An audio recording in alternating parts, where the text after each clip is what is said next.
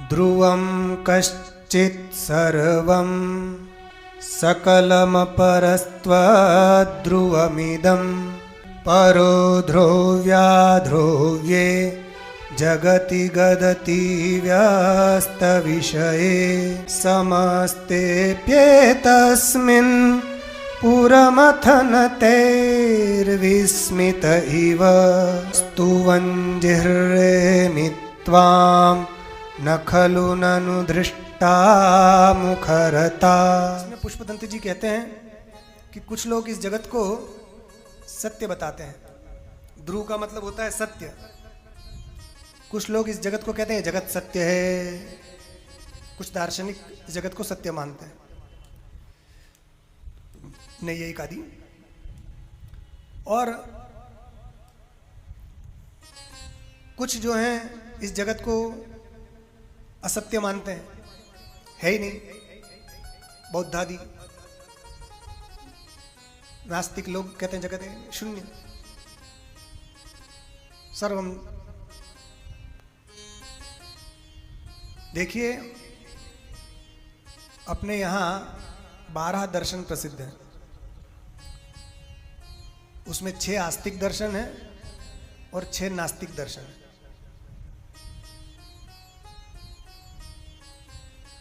तो सबसे पहले आस्तिक दर्शन कौन है? कल हमने आपको उसके विषय में बताया ही था।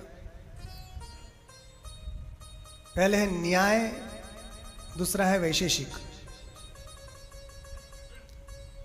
फिर तीसरा है सांख्य, चौथा है योग, पांचवा है पूर्व मीमांसा और छठा है उत्तर मीमांसा। ये 6 दर्शन ये आस्तिक दर्शन माने जाते हैं। तो ये ईश्वर आत्मा की सत्ता को मानते हैं और वेद को प्रमाण मानते हैं। इसके अलावा 6 नास्तिक दर्शन हैं। एक जैन दर्शन और एक चार्वाक दर्शन।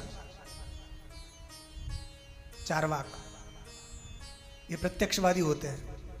इनका सिद्धांत है बस खाओ पियो मौज करो। ऋणं कृत्वा घृतं पिबेत, यावत् जीवेत सुखम जीवेत, ऋणं कृत्वा घृतं पिबेत। का जब तक जीवन है बढ़िया मौज शौक से रहो। क्या करें? बढ़िया खाओ पियो। क्या खाओ? बढ़िया घी पियो। घी हाँ, पैसा चाहिए, बहुत महंगा हो गया है घी, तो 1000 रुपया किलो मिल रहा है शुद्ध घी। कहाँ से लाएं? अरे पैसा नहीं है, कोई बात नहीं, कर्जा ले लो, उधार ले लो रुपया, उधार लेकर भी बढ़िया घी पियो। तो क्या, अरे उधार लेंगे तो फिर चुकाना पड़ेगा, और यदि कहीं मर गए तो अरे मत चुकाओ, मत चुकाना। नहीं नहीं नहीं चुकाएंगे, मरने के बाद फिर परलोक में चुकाना पड़ेगा। किसने कहा परलोक है? परलोक नाम की कोई चीज नहीं। कहीं शरीर तो यहीं जलकर भस्म हो जाता है। भस्म भूतस्य देहस्य पुनरागमनम कुतः। ये शरीर यहीं नष्ट हो गया, फिर कौन वापस आता है? किसने देखा है? स्वर्ग नरक कुछ नहीं होता, यहीं है। कुछ लोग रहते हैं ना, ये चार्वक मत के अनुयायी हैं, चार्वक सिद्धांत। तो ये नास्तिक लोग हैं। ये वेद शास्त्र को नहीं मानते हैं, अनुमान को नहीं मानते, केवल प्रत्यक्ष प्रमाण को मानते हैं। एक ही प्रमाण है इनके लिए, प्रत्यक्ष, जो दिख रहा है वही सही। तो ये 2 दर्शन हो गए, जैन और चार्वाक। और इसके अलावा 4 दर्शन हैं बौद्धों के। ऐसे बौद्ध दर्शन जिसको कहते हैं, ऐसे एक है मगर उसके 4 भाग हो गए। सौत्रांतिक, वैभाषिक, योगाचार और माध्यमिक। ये बौद्धों के 4 दर्शन माने जाते हैं। तो जो बुद्ध हुए थे उन्होंने भी नास्तिक मत का प्रचार किया। वो तत्कालीन परिस्थितियों के अनुसार असुरों को मोहित करने के लिए। तो उनके जो शिष्य हुए थे तो उन्होंने कुछ बताया, शिष्यों ने कुछ समझ लिया और फिर अपना अपना प्रचार करने लगे। 4 शिष्य जो हुए मुख्य उनके, उन चारों ने अलग अलग बातें समझी, अलग अलग प्रकार से उसका वर्णन कर दिया। तो वो 4 दर्शन हो गए एक के, सौत्रांतिक, वैभाषिक, योगाचार और माध्यमिक। तो इनके सिद्धांत में ये कहते हैं सर्वम दुखम,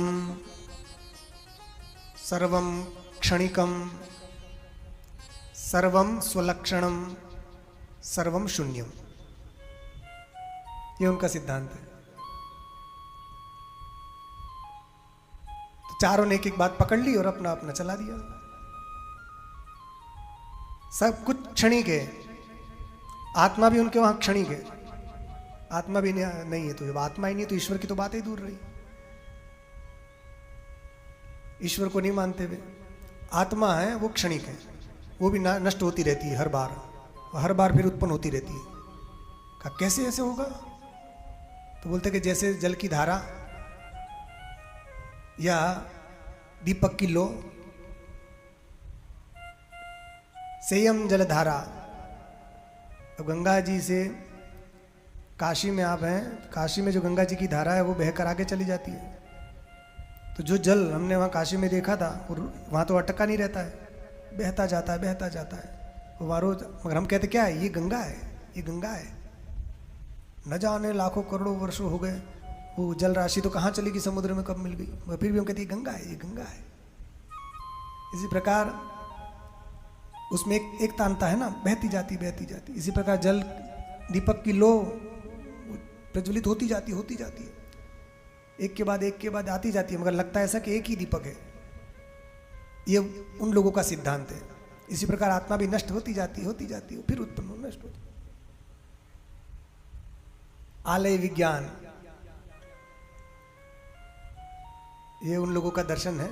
तो उन सब लोगों को शंकराचार्य जी ने भगा दिया भारत से, भागो यहाँ, तुम्हारा कुछ काम नहीं। शास्त्रार्थ कर करके ऐसे नास्तिकों का हमारे यहाँ काम नहीं। यहाँ तो सब आस्तिक लोग हैं, भगवान को मानने वाले। तो और नहीं, पूरा देश जिसको देखो सो सब बुद्धम शरणम गच्छामि धम्मम शरणम गच्छामि होने लगा था। मगर आदि शंकराचार्य जी ने सबका खंडन किया और सबको वो किया। तो भगवान का वो अवतार असुरों को मोहित करने के लिए हुआ था, वो अलग विषय है। तो यहाँ हम ये बता रहे थे, ये 6 आस्तिक दर्शन और 6 नास्तिक दर्शन होते हैं। तो कुछ लोग जगत को सत्य मानते हैं, कुछ असत्य मानते हैं, अध्रुव मानते हैं। इसी से उठ गया है प्रश्न। और कुछ ध्रुव्य, कुछ नित्य, कुछ अनित्य मिक्सचर मानते हैं।